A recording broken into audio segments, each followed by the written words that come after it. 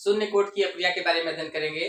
Zero order of reaction किसे कहते हैं। तो आप बता दें, जब किसी रासायनिक अप्रिया में अभिकारक पदार्थों का सांद्रण परिवर्तन नहीं होता है, यानी कोई भी अभिकारक पदार्थ है उसके किसी भी अणु के सांद्रण में कोई परिवर्तन नहीं होता है, उसे हम लोग शून्य कोट की अप्रिया कहते हैं। अगर अभिकारक के एक अणु के सांद्रण में परिवर्तन होगा उसे प्रथम कोट की अप्रिया कहेंगे। अगर अभिकारक के दो अणुओं के सांद्रण में परिवर्तन होगा उसे हम लोग द्वितीय कोट की अप्रिया कहेंगे। तो हम लोग यहाँ पे पढ़ रहे हैं शून्य कोट की अप्रिया। तो ऐसी रासायनिक अप्रिया जिसमें अभिकारक अणु के सांद्रण में कोई परिवर्तन नहीं होता है उसे हम लोग शून्य कोट की अप्रिया कहते हैं। आइए देखिए कैसे। शून्य कोट की अप्रिया, ऐसी रासायनिक अप्रिया, ऐसी रासायनिक अप्रिया, ऐसी रासायनिक अभिक्रिया जिसमें समय के साथ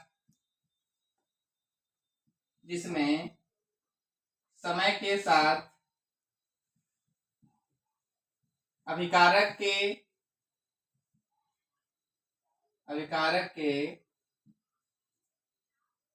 अणु में कोई परिवर्तन नहीं होता है, अभिकारक के अणु में कोई परिवर्तन नहीं होता है, शून्य कोट की अप्रिया कहलाती है। ऐसी रासायनिक अप्रिया जिसमें समय के साथ अभिकारक के किसी भी अणु में कोई परिवर्तन नहीं होता है उसे शून्य कोट की अप्रिया कहते हैं।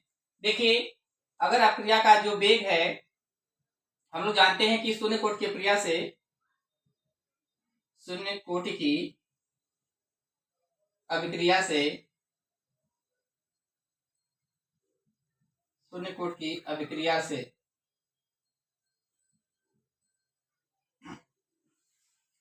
हम लोग कह सकते हैं शून्य कोट की अप्रिया से जो अप्रिया का वेग होता है dx बटा dt वह समानुपाती सांद्रण के होता है, जो अभिकारक की सांद्रता है।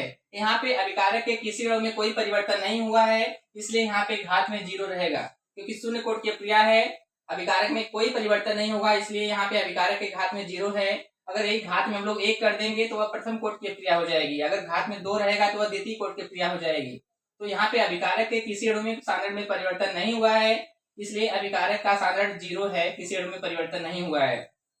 और आपको बता दें, जब यह चिन्ह हटाएंगे, हम लोग समानुपाती का चिन्ह हटाएंगे तो हम लोग यहाँ पे एक बराबर लगाएंगे और एक कांस्टेंट लगाएंगे, और आपका यह है अभिकारक घात 0 है, सांद्रता 0 है। किसी के घात में 0 होता है तो उसका मान 1 होता है, तो यहाँ पे हम लोग लिख सकते हैं गुणे 1, क्योंकि हम लोग जानते हैं कि किसी भी संख्या के घात में अगर 0 है तो उसका मान 1 हो जाता है। और यहाँ से हम लोग क्रॉस गुणा कर देते हैं, अगर dx बटा dt इक्वल टू के कम हो जाएगा। अगर हम लोग क्रॉस गुणा करते हैं तो dx बराबर k इंटू dt हो जाएगा। हम लोग इसका क्या करेंगे, समाकलन करेंगे। समाकलन करने पर जैसे हम लोग समाकलन करेंगे तो हम लोग यहाँ पे चिन्ह लगाएंगे, दोनों पक्षों में चिन्ह लगाएंगे। यहाँ पे है समाकलन dx का, एक कांस्टेंट है समाकलन dt का। dx का समाकलन x होता है और k है, dt का समाकलन t होता है, प्लस कांस्टेंट। ये समीकरण नंबर 1 हो गया।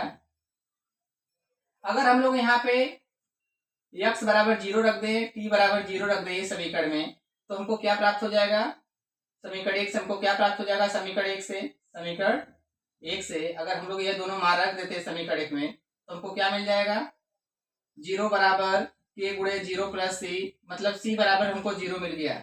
समीकरण 1 में अगर c का मान रख दें, समीकरण 1 में c रखने पर, अगर हम लोग समीकरण 1 में c रख देते हैं तो शून्य कोट की अप्रिया का वेग स्थिरांक मालूम हो जाएगा। तो c बराबर जब इसमें हम लोग रखेंगे 0 तो x बराबर kt प्लस 0 हो जाएगा।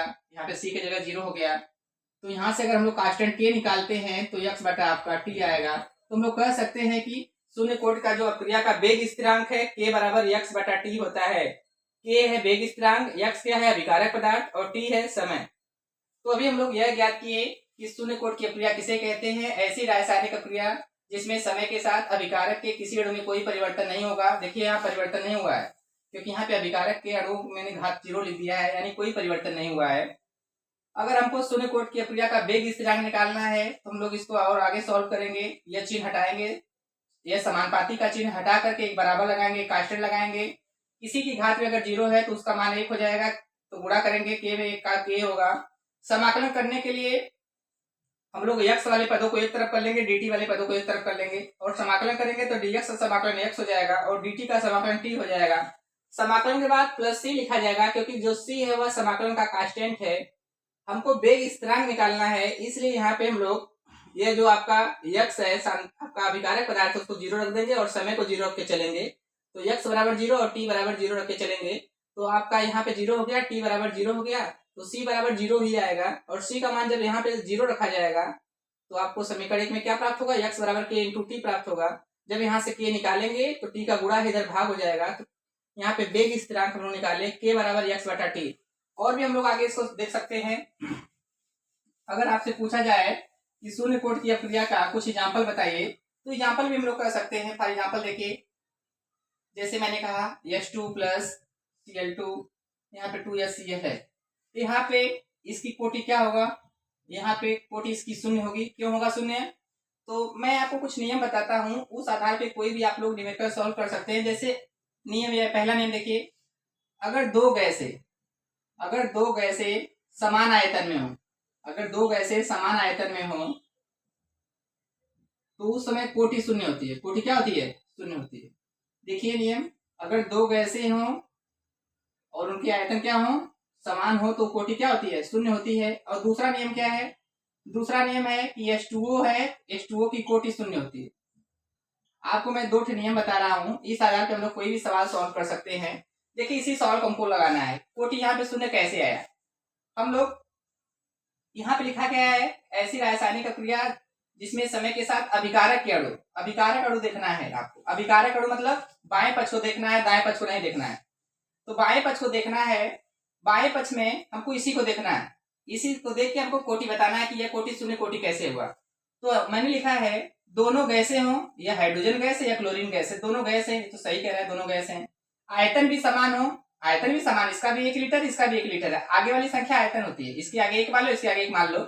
जब दोनों गैसें हो और दोनों के आयतन भी समान हो उस समय कोटि शून्य होती है। यहाँ पे मैंने लिखा है ना, दोनों गैसें हो, दोनों के समान आयतन है तो कोटि शून्य होती है। इसलिए इस समीकरण की कोटि 0 हो गई, 0 हो गई। और भी यहाँ पर सॉल्व कर सकते हैं। जैसे मैंने कहा H2 प्लस I2, यहाँ पे मैंने 2HI लिख दिया और मैंने कहा इसकी कोटि बताइए। तो आप बताएंगे यहाँ पे दोनों गैसें हैं, या हाइड्रोजन गैस है या आयोडीन गैस है, दोनों गैसें भी हैं, इनके आयतन भी समान है क्योंकि इसके आगे 1 है इसके आगे 1 है, दोनों के आयतन 1-1 लीटर है, इसलिए इनकी भी कोटि 0 होगी।